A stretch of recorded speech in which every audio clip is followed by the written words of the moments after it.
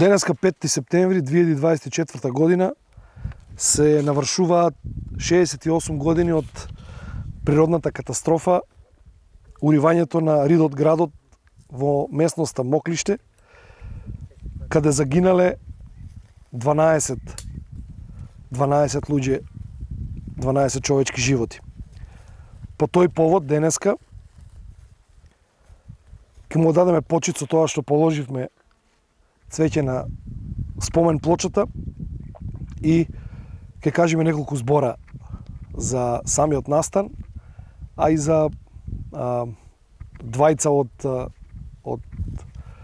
луѓето кои што го изгубиле својот живот тој ден тука на ова место.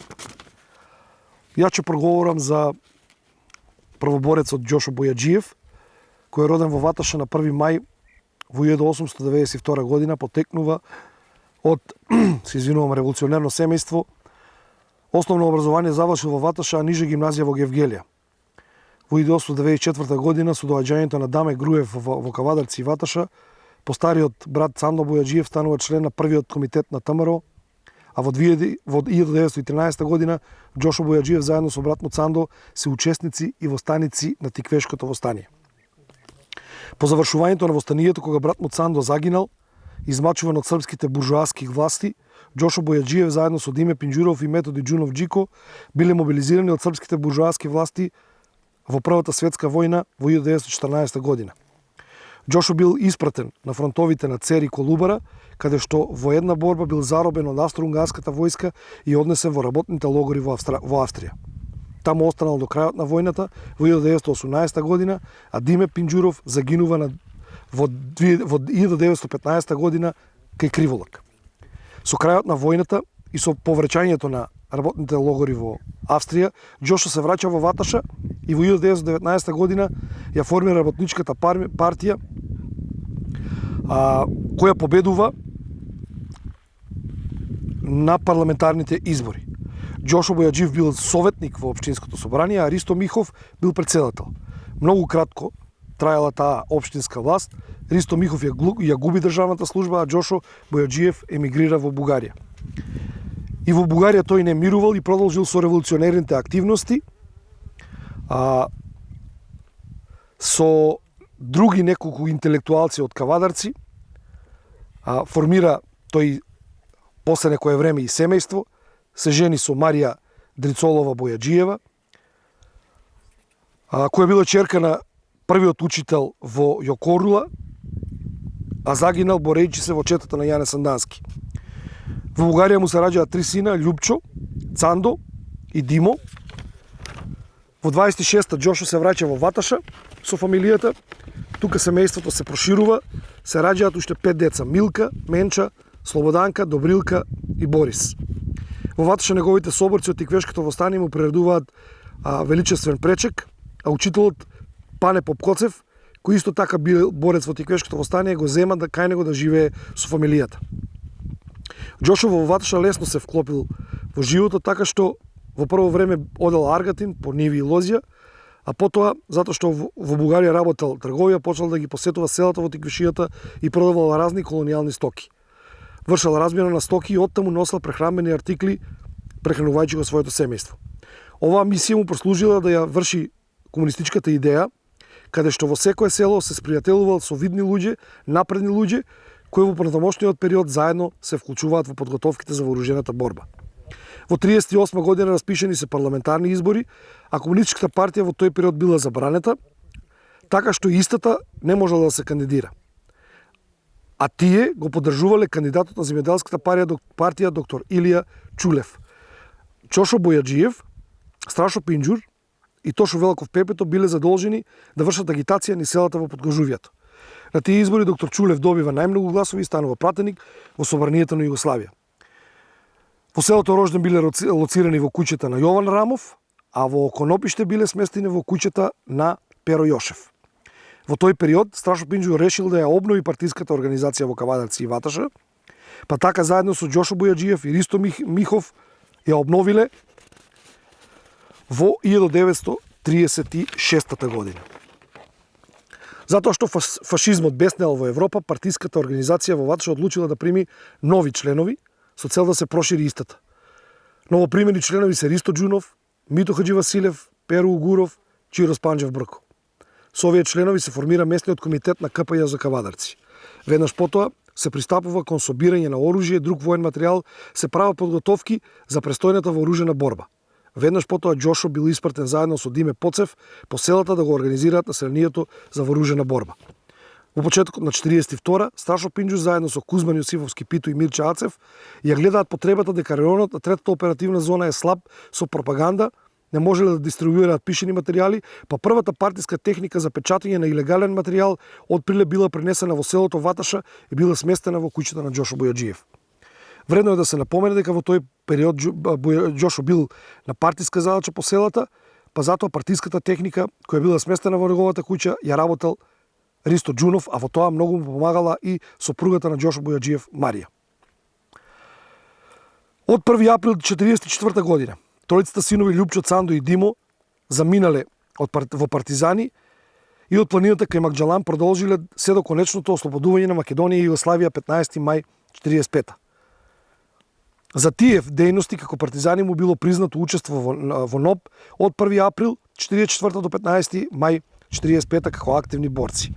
По завршувањето на војната, Џошо Бојаџиев бил потписник на партиски споменици за своите другари Ристо Џунов Бацко и Мито Хаджи Василев Јасмин. Тој работел по ослободувањето на разни места, како што се јавното комунално предпријатие Рекопс, а со формирањето на колективите тој се вработил во селската работна организација Колектив. Во тој период Ристо Џунов бил председател на Задружниот сојуз во Југославија и Џошо како дел од колективот во Ваташа и во Тиквешијата имал големо влијание за тоа за другите Ваташа, Дренови и Возарци преку ветеринарниот институт да се набават мерино овци и да се направи меринизација на 2000 овци во горе споменатите задруги. Џошо бил определен како раководител на сточарството и одговорен за таа работа. Тогаш го ангажирал ветеринариот лекар Митко Димитров од селото Конопиште.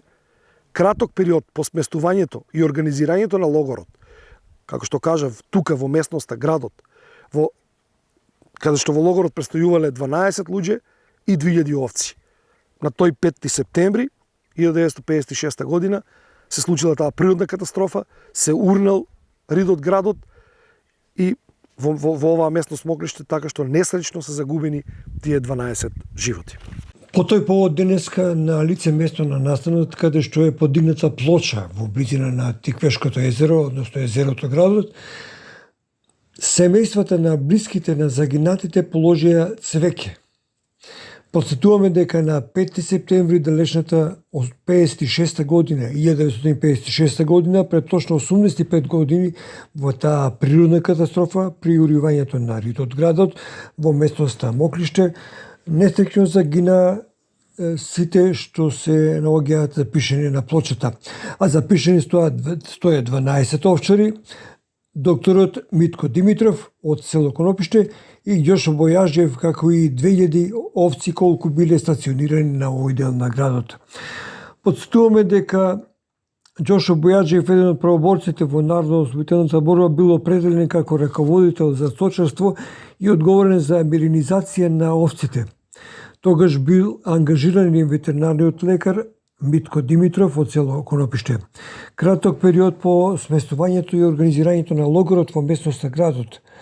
Во логорот престојувале 12 овчари, докторот и Џошо Бојаџиев, како и 2000 овци кои требале да бидат меринизирани.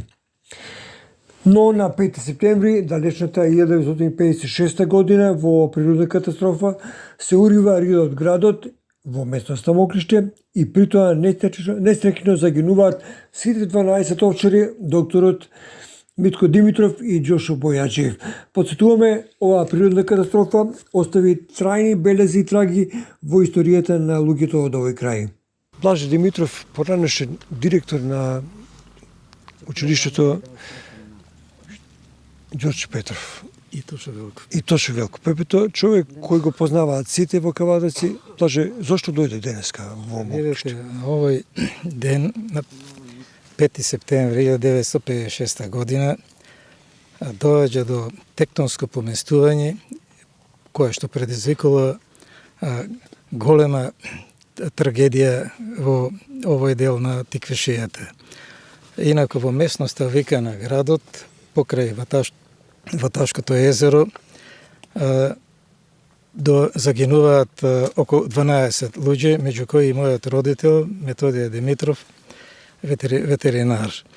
Бидејќи свлечиштето било огромно, со огромна количина на земја, која што се спуштила кон реката Лудамара и долината ја прекрива. Ја прекрива долината и така е настанато природната брана на Ваташкото езеро, која што е висока околу 70 метра. Свлечиштето е долго околу 1000 метра, а широко е 400 метра. Кога тоа се спуштило кон реката Лудамара, свлечено е огромна количина на земја, која што е процената на околу 17 милиони кубика земја. Тука загинуваат 12 луѓе, кои што тука биле стационирани 3 земјоделски задруги. Едната земјоделска задруга е од село Дреново, каде што загинуваат 20 луѓе, еден од земјоделската задруга од Возарци, исто кој што загинува тука на ова место. Тука загинува и управителот на земјоделската задруга на Ваташа, Ѓошо Бојаджиев, и еден случаен минувач од Долна Бошова. Кошките им се под земјата? Да, бидејќи количината на земјата била огромна, комисијата која што дошла на увид, дошла до заклучок дека таа огромна количина на земја, насип од долека и што бил околу 200.000 метри кубни метри, и така да не било возможно да ги откупуваат луѓето, и така е останато да ова и овака сега ние доваѓаме скоро редовно, така да првиот допис од тука го издал одма после саат време, после несреќата, тогашниот новинар Лазо Илиев Чазо, и кој што си дал завет дека после 50 години ќе сними еден мал краткометражен филм, и тој тоа и го оствари. Така да, а после локалната самоуправа исто на 55 години, исто тој што организира, и таа има снимена така една мала сторија за ова. Тука има едно спомено обележје, фали ли спомено обележје друго?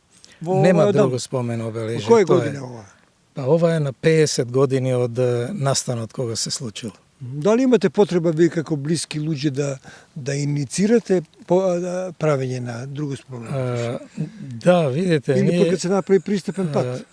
Овака не е возможно сега, но тогаш после настанот, тогашните структури на поранешна Југославија, тие има донесена некоја одлука да овде се направи една спомен плоча со чешма, и така да ова да биде место каде што тие потомци ќе го посетуваат, и да биде едно обележје кое што се случило, немил настан, една трагедија која што се случила. Колку години имате вие тоа? Јас точно 3 години. Се сеќаваш ли? Не. Не се сеќаваш. А можеше 3 години со татко ти да бидеш заедно? Не. Дали ти паѓа тешко сега на кога се роѓи? Видите, јас и не се сеќавам на татко. Тие, знаете како, ова биле 3 земјоделски задруги кои што тука ја носеле стоката, и тука изгинати се околу 2000 овци, и тие доваѓале скоро секој дневно да ги меренизираат, наутро се доваѓале, попладне се враќале, и така да тој ден на него му паднал тој несреќен ден, тој да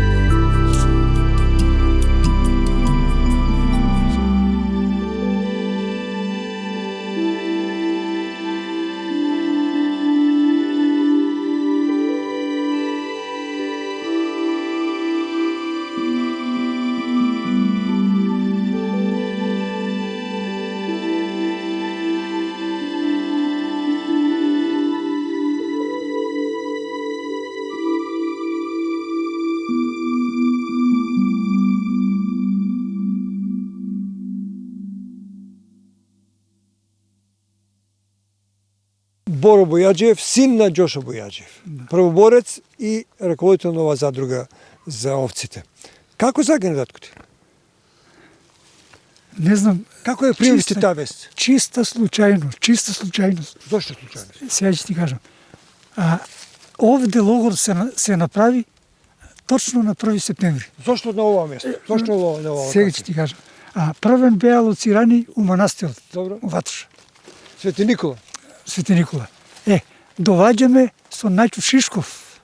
Он беше директор на заштита на растенијата. Така е. Задруга ќе прави војнак у Мокриште. И ајде идеме да видиме што прават и овци, овчарите, затоа татко ми беше таму. Отидоме таму и кога имаше еден влав каќаа на овчарите. Добро. И му вика на татко ми, управниче, овде не можеме да ги гледаме овците. Овде излееме само на една река. Така. Татко вика, ја не стручни за таа работа, не знам каде. Само градот вика, градот излева на 3 реки. Таму е Бунарска река, ова е Гарниковска река и Сиđевичка река. Значи ова место и тогаш се викало градот. Градот е, да. И таму. Од утре почнаа да иселат тука и преселија. За 3 дена уствари се деси на среќата. Сега каква пример? Среќа беше што 1 септември дојде време за да одам на школа. Добро. А иначе јас 2-3 дена и тука бев. Со татко ти бе. Апсолутно. И требеше да дојдам. Арнома кога отидов у Кавадарци. Среда беше баш. Среда беше. Имаше еден службеник Блаже од Сопот. Добро. И он вика, Боро, разбрали? Што да разберам? Горе ридот градот се урнал. Како бре? Така. И одма прв камион и почнаа камиони да идат навики. И се качува еден камион, Што да видам деда? Ништо не се гледа, не враќат назад. Кога не вратија до мори и пешки се враќав. Се знаеше ли дека ова е трусто земјиште, дека може да падне? Према кажување на луѓето, викат дека тука имало некоја дупка, пропас. Така. И у таа дупка ќе фрлеле камињи многу одзевал, така. И се предпоставува ти имаше една дага, скрос искрила вода усвари. Пушташ. И тука многу студена вода испадна. После ова кога се руши. И што вика комисијата не можеме да копаме? Ништо, комисијата уствари и не отстрани, дури кога почна да се прави Бранта, Мавро дојде да работи и тоа, иначе за ова си беше... Останките, посмртните останки никако. Ништо за посмртните останки. И денеска почиваат коските на таткови 12 и 11 луѓе овде. Да, тука се. Коските, еве, кај што гледате, уствари не можеме да најдем ни место каде е плочката.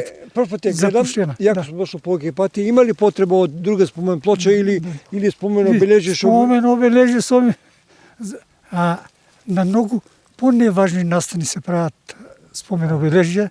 Ја мислам тука заслужува за тоа што ова е уствари ипак е место што практично многу народ изгинал, и така. Татко беше во борбата и загина трагично од ова несреќа. Беше значајна личност. Татко ми уствари од секогаш, јас бев 15 години, тој не бев толку малка. Добро. Татко ми каже, значи кога почнал Бугарија, Австрија, дикуле затвор у Грција. Викаше постојано, уствари, ја не знам кај ќе биде гробот. Не знам каде и така испадна. Гроб за него не се знае. Почива во неговото Ваташе, во Веташкиот татар, во Мокриште, во една област која е многу често посетена од велосипедисти, од трагачи по чај и така натаму.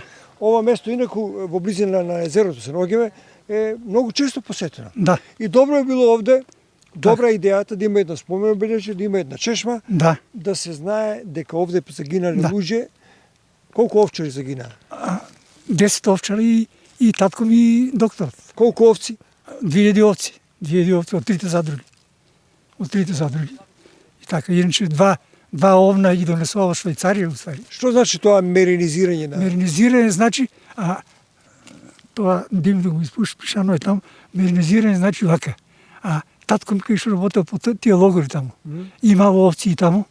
И таму тие овци биле побогати и со месо, и со волна, и со ова. И мерино, и татко ми му предложил на Ристо Джунов, затоа што во еден момент Ристо беше председател на Задружен сојуз на Југославија.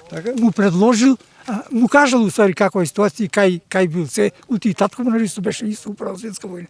Му кажал и Ристо рекол, чекај сега, се заинтересирал Институтот за ветеринарство. Добро. Па набавија 2 овна од Швајцарија и донесува тука 2 овна. Зато Митко го работел. Митко, 2 овна и сега, одма да кажам, Митко, секоја сабелину со мембрани. Со мембрани. Мува деше и на овце му ставаш. На овце и така. Така позна и така заврши тоа. Кажи ни ги приликите тоа време, вие сте били 15 години, во какво обкружување живеевме? Ватеша, кавадрци. Нема уствари врхова да се упоредат. Што се јадеше, што се пиеше тоа време? 56 година, 57. Тоа ги беше сиромаштила, само меѓутоа убав живот беше. Што овци со месо, со млеко, со сирење. Има моменти тоа Ѓошо Бојчиев кога се вратил од Бугарија. Немал он по селото одел уствари размена правил, че однесе од артикли, од таму че јајца, така имал пријателство, јајца, месо, млеко, што има од селото тоа. Овој пат се користи за одење на пазар во Кабатовица од страна на жителите на Пошевијата. Така, од таму се одише. Кажи ни нешто за тоа, таа трговија, тоа одење на пазар, било преку овој пат? Апсолутно, тука, значи, сите села од Бошевијата. Оди идеја, селото од Бошова Крњо преку Витачево. Така, добро. Озвара. Рожден, Мрежичка. Тие, од таму преку Витачево. Буквално не постои тоа. Да. Не постоеше таму пат. За колку време пешки одеа до Кавадарци? Ја не знам за колку време, него многу убаво знам ути Јошо Рамов, например. Јошо Рамов со една маска, станува од Кајнес од Бавчо, затоа што татко ми таму работел. Од Бавчо патлиџани ќе товарија хвати и со маската си тера нагоре. А колку време, право да ти кажам, не знам. Еве сега доаѓаме на 68 годишнината од овој трагичен настан. Треба ли секоја година да се потсетува на оваа жртва? Ја лани дојдов сам тука. Сега кога виче на тоа дојдоме да кажам нешто друго. Поведете. Јас уствари сите настани од војната и поважни настани личности уствари и посетувам секаде. Тоа и ви новинарите го знаете добро. Го знаете добро. Сега, практично за обавувајќи да обавам ова работа, стварно ми треба многу голема поддршка. А таа поддршка имам сега. Имам. Благодарение на општинско собрание, градоначалникот, секторот за манифестации, секторот за култура. За култура. Од таму, значи, со најсрдечна поддршка имам од Лилјана и друга девојчка го викаат. Сузана. Не знам него друго. Сања. Сања. Да посакаме ова место да биде подобро уредено. Така. Значи, види, кога сме имале потреба за било шо уствари, они излезат во сусрет. Ако не се они, ние не можеме. Нека има вечна слава на овој што загина овде. Нека му е вечна слава. И споменот за него. Така.